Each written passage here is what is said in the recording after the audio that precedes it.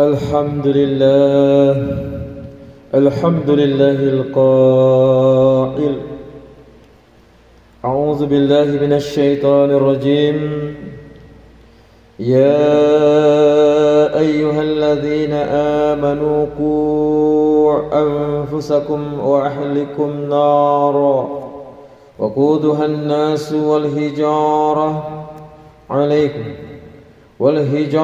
عليها ملائكة غلاظ شداد لا يعصون الله ما أمرهم ويفعلون ما يؤمرون صدق الله العظيم. أشهد أن لا إله إلا الله وحده لا شريك له وأشهد أن سيدنا محمدا عبده ورسوله. اللهم صل وسلم وبارك على حبيبنا وشفيعنا محمد أشرف الأنبياء والمرسلين وعلى آله وصحبه أجمعين والتابعين لهم بإحسان إلى يوم الدين. أما بعد أيها المسلمون أوصيكم وإياي بتقوى الله. قال الله تعالى يا أيها الذين آمنوا اتقوا الله حق تقاته ولا تموتن وأنتم مسلمون. Sidang jemaah yang dirahmati Allah, saya menyuruh kepada diri saya dan jemaah sekalian, marilah kita bertakwa kepada Allah Subhanahu wa taala dengan sebenar-benarnya. Tunaikanlah segala urusan, tunaikanlah segala suruhan Allah Subhanahu wa taala dan tinggalkanlah setiap larangannya. Semoga Allah Subhanahu wa taala meridai hidup kita di dunia dan di akhirat. Tajuk khutbah Jumat pada kali ini ialah menjadi ayah yang hebat. Sebelum mengorak bicara dengan lebih jauh, mimbar ingin mengingatkan kepada para jemaah sekalian bahawa mendengar khutbah adalah sebagian daripada kesempurnaan solat Jumaat. Justru itu, sila beri tumpuan sebaik mungkin kepada khutbah yang disampaikan pada kali ini. InsyaAllah sidang jemaah yang dikasihi sekalian, menjadi seorang ayah bukanlah sesuatu yang mudah, tetapi itu bukan alasan untuk kita tidak berusaha untuk menjadi ayah yang terbaik. Tugas utama seorang ayah ialah memikul amanah sebagai pemimpin keluarga, sejajar dengan firman Allah Subhanahu wa taala dalam surah An-Nisa ayat 34. A'udzu billahi minasyaitonir rajim.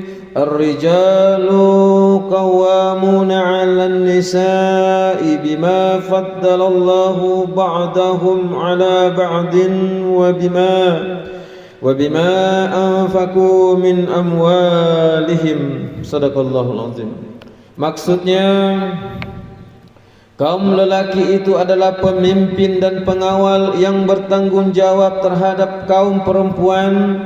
Oleh karena Allah telah melebihkan orang-orang lelaki dengan beberapa keistimewaan atas orang-orang perempuan, dan juga kerana orang-orang laki-laki telah membelanjakan, yaitu memberi nafkah sebahagian dari harta mereka. Mengetahui akan hakikat ini, maka timbul sebuah persoalan, bagaimanakah cara untuk menjadi ayah yang hebat dalam memimpin dan membina sebuah keluarga Islam yang ideal.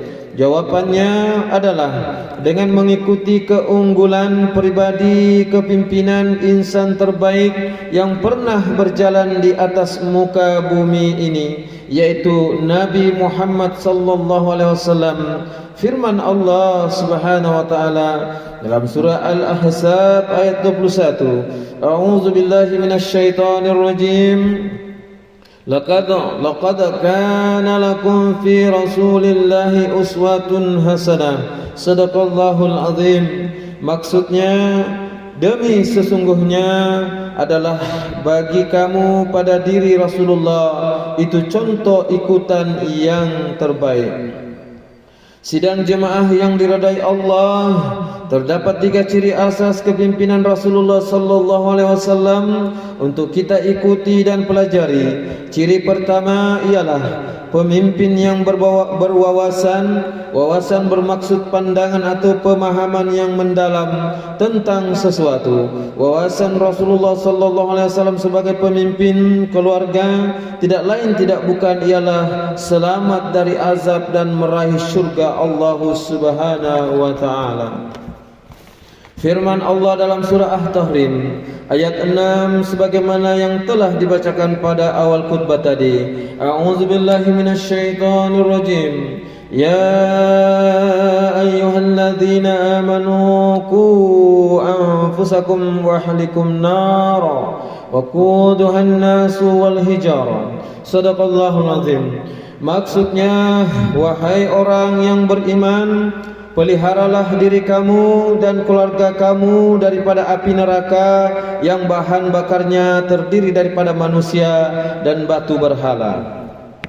Wawasan ini sangat penting untuk kita ikuti dan menjadi asas kepada pembinaan keluarga Islam.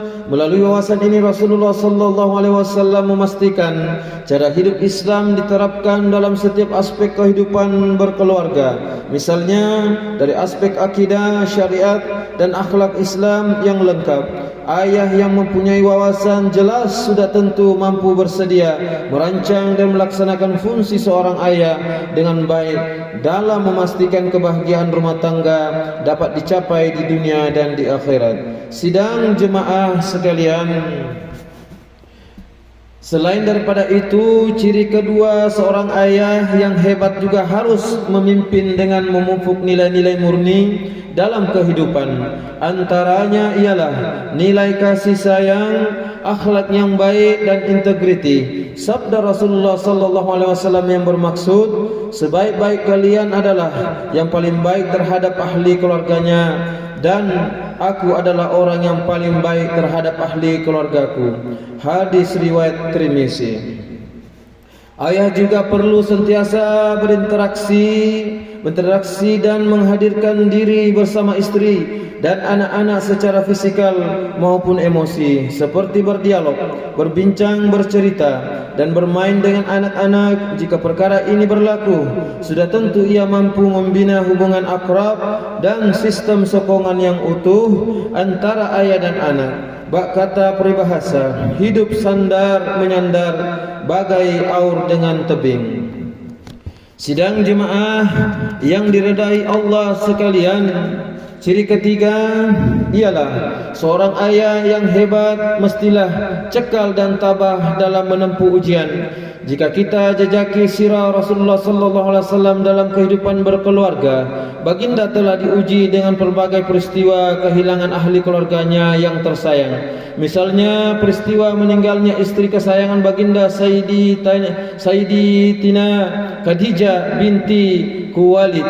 Begitu juga peristiwa meninggalnya anak baginda Rasulullah sallallahu alaihi wasallam seperti Qasim, Abdullah dan Ibrahim. Semua peristiwa ini adalah ujian yang menyedihkan baginda, namun tidak sesekali mematahkan semangat perjuangan seorang ayah dalam diri baginda. Rasulullah sallallahu alaihi wasallam terus memimpin keluarga sehinggalah ke akhir hayatnya. Memiliki sifat ketabahan yang tinggi itu penting. Umpama jika datang ombak menghempas bahtera, nakhodanya tetap teguh mengemudinya. Sidang jemaah yang dirahmati Allah, menyimpul khutbah pada hari ini saya menyeru kepada seluruh umat Islam, yaitu agar yang pertama, hargailah jasa dan pengorbanan insan yang bernama ayah ini. Bagi sesiapa yang ayahnya masih hidup, bersyukurlah kepada Allah Subhanahu wa taala dan berbaktilah kepada mereka selagi ada waktu yang tersisa. Buat mereka yang telah kehilangan ayah, kirimkan doa dan pahala buat mereka. Jadilah anak yang soleh dan solehah.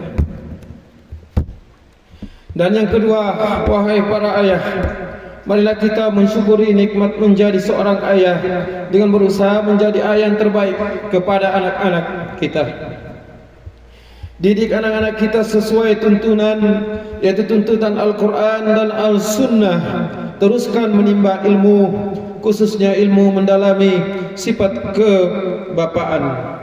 Yang ketiga, kepada yang bakal menjadi ayah, buatlah persediaan untuk menjadi ayah. Lengkapkan diri dengan ilmu, dapatkan nasihat daripada ayah yang berpengalaman, dan sentiasa ingat akan tanggung jawab sebagai ketua keluarga.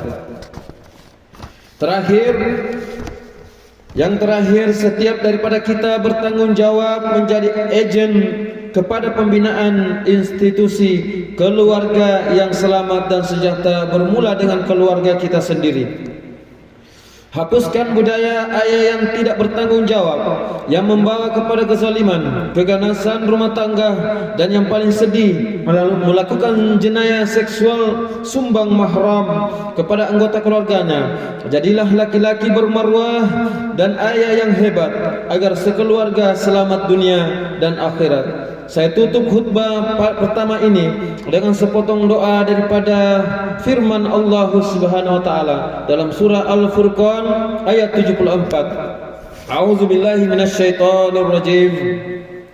Walladzina yaquluna rabbana hab lana min azwajina wa dzurriyyatina qurrata a'yun waj'alna lil muttaqina imama. Shadaqallahul azim. Maksudnya, dan orang-orang yang berkata, ya Tuhan kami, anugerahkanlah kami istri-istri kami dan keturunan kami sebagai penyenang hati yaitu kami, dan jadikanlah kami imam bagi orang-orang yang bertakwa. Barakallahu li wa lakum bil Qur'anil azim wa nafa'ni wa iyyakum bima fihi minal ayati waz zikril hakim wa taqabbala minni wa minkum tilawatahu innahu huwas samiul alim. Aqulu qawli hadza wastaghfirullahal azim li wa lakum wa lisairil muslimina wal muslimat wal mu'minina wal mu'minat al ahya'i minhum wal amwat fastaghfiruhu innahu huwal ghafurur rahim. Amin. Allahumma shalli ala sayyidina Allahumma salli ala sayyidina Allahumma salli ala sayyidina Allahumma salli ala sayyidina wa habibina wa syafiina wa zuhrina wa maulana walhamdulillahi